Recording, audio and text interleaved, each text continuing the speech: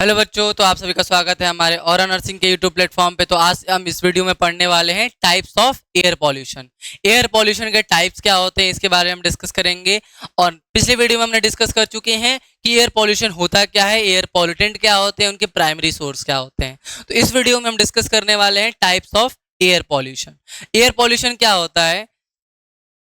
Air pollution can be further classified into two types. Air pollution आप सीख चुके हैं। एयर पॉल्यूशन क्या होता है?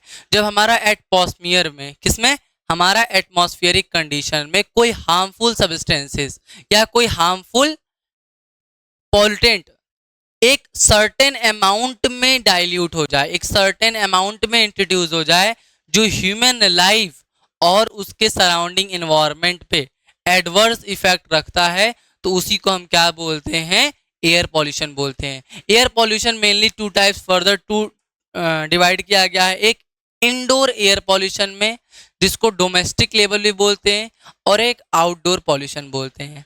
पहला क्या है हमारा? इंडोर है, और दूसरा क्या है हमारा? आउटडोर पॉल्यूशन है। पहला इंडोर एयर पॉल्यूशन और दूसरा outdoor air pollution.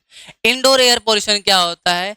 The most critical global environment problem is indoor air pollution. जो most critical global environment problem होती है वो क्या होती है? इंडोर एयर पॉल्यूशन होती है। Is the most critical global environmental problem. क्यों होती है?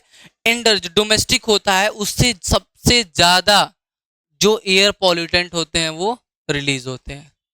जो एयर पॉल्यूटेंट होते हैं वो डोमेस्टिक लेवल पे सबसे ज्यादा क्या होते हैं? इंट्रोड्यूस होते हैं इनटू द एटमॉस्फेयर लेवल में। अब हम बात करते हैं one by indoor air pollution क्या होता है, आउटडोर एयर पॉल्यूशन क्या होता है। इंडोर आउटडोर की बात करें सबसे पहले, तो आउटडोर एयर पॉल्यूशन क्या होता है? It is estimated that approximately 1.3 million people in the urban air dies every year, and half of them in a developing countries। जो डेवलप कंट्रीज हैं, अर्बन पीपुल्स हैं, उसमें 1.3 मिलियन पीपल्स डाई होते हैं air pollution की वजह से every year, और half of them in the developing countries में। The major air pollutant and their effects. Ozone O3 की बात करें तो it will cause the significant decrease in lung function, inflammation and pain when in the breathing. जो major air pollutant उसका effect क्या है? यदि ओजोन की बात करें तो ये एक पॉल्यूटेंट है, एयर पॉल्यूटेंट, और इसका इफेक्ट क्या होता है? ये लंग फंक्शन को डिक्रीज कर देती है। ये किसको डिक्रीज करती है? ये मेनली लंग फंक्शन को क्या कर देते हैं? डिक्रीज कर देते हैं। एंड कॉज करते हैं inflammation, pain and breathing. Pain, inflammation and pain during the breathing. जब हम ब्रीदिंग की प्रोसेस करते हैं तो उस टाइम ये सब क्या कॉज करते हैं? ओजोन जो होता है वो क्या कॉज करता है? लंग्स फंक्शन को डिक्रीज कर देता है, इन्फ्लामेशन कॉज करता है, एंड पेन कौन कर सकता है? During the process of breathing. ये आउटडोर में आ जाता है। The particulate matter air pollution, it will the cause the chronic bronchitis and emphysema as well it affect the people with the heart disease। और जो पार्टिकुलेट मैटर्स होते हैं जो air में प्रेजेंट होते हैं वो क्या करते हैं? क्रोनिक ब्रोंकाइटिस कॉज करते हैं, एम्फाइसेमा कॉज करते हैं, as well it affect the people with the heart disease. Nitrogen oxide की बात करें, it will the cause the irritation in the lungs as well as the lower resistance to the respiratory infection such as a influenza. ये क्या cause करते हैं? Nitrogen oxide जो NO होता है वो कॉज करता है इरिटेशन, कॉज करता है लंग्स के अंदर। किसके अंदर? लंग्स के अंदर इरिटेशन कॉज करता है, and as well lower resistance to the respiratory infection such as influenza. Clear हुआ? Particulate matters air pollutant clear हुआ, और नाइट्रोजन ऑक्साइड क्लियर हुआ। इसके पहले हमने ओजोन देखा है। सल्फर डाइऑक्साइड की बात करें तो it will cause effect on the breathing and respiratory illness, also cause the change in the lungs defense। किसकी बात करें? lungs defense, and also aggregate exciting disease। ये सल्फर डाइऑक्साइड का इफेक्ट होता है हमारे बॉडी में। Acid rain and acid deposition की हम बात करें तो acid rain is one of the form of the precipitating which contain increased amount of sulfuric and nitric acid। It can further contaminated drinking water and vegetation, damage aquatic life and erode buildings. ये buildings को इरोड कर देता है, aquatic और marine lives हैं उनको damage कर देता है, वेजिटेशन को डैमेज कर देता है, एंड जो ड्रिंकिंग वाटर बॉडीज होती हैं उनको पॉल्यूट कर देता है। कौन? Acid rain. क्यों? क्योंकि sufficient amount of sulphuric and nitric acid इनके अंदर पाया जाता है। तो ये हमारा एसिड रेन और एसिड डिपोजिशन का इफेक्ट होता है। Effect of outdoor air pollution. Outdoor air pollution क्या होता है? हेल्थ एस्पेक्ट की बात करें और सोशल एंड इकोनॉमिक एस्पेक्ट की बात करेंगे। किसके एस्पेक्ट की बात करेंगे? पहला जो एस्पेक्ट है हेल्थ एस्पेक्ट है और दूसरा एस्पेक्ट है हमारा social and economic aspect. Health aspect की बात करें तो immediate and delayed both are the health effect of the air pollution. कुछ कुछ इफेक्ट्स क्या मिलते हैं? इमीडिएट इफेक्ट देखने को मिलते हैं और कुछ कुछ क्या मिलते हैं हमको? डिले देखने को मिलते हैं। The immediate effect are those which born by the respiratory system and result in the acute bronchitis. Clear हुआ? अब social and economic aspect की बात करें तो these will be the cause the destruction of plants and animals lives. This क्या cause करता है? ये destruction cause करता है plants and animals life की, कोरिजन कॉज करता है मेटल्स की, डैमेज करता है बिल्डिंग की, cost of cleaning and maintenance increase कर देता है, रिपेयर एंड एस्थेटिक नॉइजेंस। ठीक, ये हमारा social and economic aspect of air pollution हो जाता है, आउटडोर पॉल्यूशन हो जाता है। अब कंट्रोल ऑफ एयर पॉल्यूशन की बात करते हैं। इसमें हम सबसे पहले क्या बात की है? कंट्रोल कैसे करेंगे? इफेक्ट हमने बात कर ली, अब कंट्रोल कैसे करेंगे? WHO recommended the sum of the procedure regarding the prevention and control of air pollution.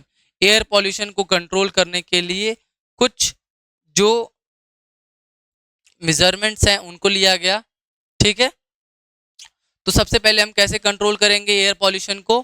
Approaches to reduce the indoor air pollution. Indoor air pollution को रिड्यूस करने के लिए elimination and control the sources of air pollution store the should be improve. जो eliminate कर देंगे या control कर देंगे जहां से हमारा प्राइमरी एयर पॉल्यूटेंट प्रोड्यूस हो रहा है, उस सोर्स को ही एलिमिनेट कर देंगे एंड कंट्रोल कर देंगे। ये क्या हो जाएगा? हमारा कंट्रोल ऑफ पॉल्यूशन के अंदर आ जाएगा। क्लियर हुआ? ये किसके अंदर आएगा? कंट्रोल ऑफ पॉल्यूशन के अंदर। अब हम बात करते हैं किसकी? तो वेंटिलेशन बिल्डिंग डिजाइन। पहले तो हम कंट्रोल करेंगे उस प्राइमरी सोर्स को, अब क्या करेंगे? जो बिल्डिंग्स की डिजाइन होगी उसको वेंटिलेटेड रखेंगे, ऐसा डिजाइन करेंगे कि बिल्डिंग वेंटिलेटेड हो। Ventilation should be done to remove and dilute the pollutant. Air cleaning as not air refresher. Airborne particles may be removed by the air filter and ionizer. To remove the gaseous contamination, gas absorbing materials should be removed. Educate and advocacy. Individuals should be educated how to reduce the air pollutant. Education जो है बहुत important है, educate करना चाहिए लोगों को कि जो एयर पॉल्यूशन है वो कैसे रिमूव हो सकता है, कैसे कंट्रोल हो सकता है। इन्वायरमेंटल पॉलिसी मेकिंग करेंगे। Framework convention on to the tobacco control should be done. Follow the clean indoor air regulations. Proper community action should be taken. The proper research should be done to reduce the indoor air pollution.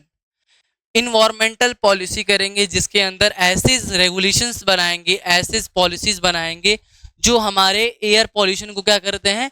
Control करते हैं। सबसे पहले हम framework convection करेंगे तंबाकू control पे। उसके बाद हम क्या कर सकते हैं? फॉलो अप कर सकते हैं क्लीन इंडोर एयर रेगुलेशन को। देन हम प्रॉपर कम्युनिटी एक्शन कर सकते हैं, प्रॉपर रिसर्च कर सकते हैं इंडोर एयर पॉल्यूशन को रिड्यूस करने के लिए। हम एजुकेट कर सकते हैं कम्युनिटी के एंड सोसाइटी को, इंडिविजुअल को कि कैसे कंट्रोल करना है, कैसे एलिमिनेट करना है एयर पॉल्यूशन या एयर पॉल्यूटेंट को। यहां तक समझ में आया कि कैसे हम कंट्रोल कर सकते हैं। हम आगे बात करते हैं control of air pollution. Outdoor air pollution. अभी तक हमने किसकी बात की थी? इनडोर की बात की थी, अब आउटडोर की बात करते हैं। Containment, this should be prevention of escapes of toxic substances into the ambient air, into the ambient air by various engineering method we can achieve or contaminate such as the enclave, ventilation and air cleaning. Development of the arresters in the main contribution for the removal of contaminant. ये हमारा control of outdoor pollution आ जाता है। Replacement की बात करते हैं तो replacement एक मेथड हो सकता है हमारा कंट्रोल ऑफ एयर पॉल्यूशन के लिए। Replacement means replacement of air pollution causing the technologies with never process which does not cause the air pollution. Instead of coal, we can increase the use of electricity, natural gases, central heating, which will further help in the reducing of smokes. The nowadays lead to the reduction in the people which is commit poisons. अब dilution process एक हो सकता है हमारा air pollution को control करने के लिए। कौन सी प्रोसेस हो सकती है? डाइल्यूशन प्रोसेस हो सकती है। Dilution is the solid as long as it is the self cleaning capacity of the environment. Dilution क्या है? Is the solid as long as it is in the self cleaning capacity of the environment with the help of the vegetation. Some same air pollution should be removed.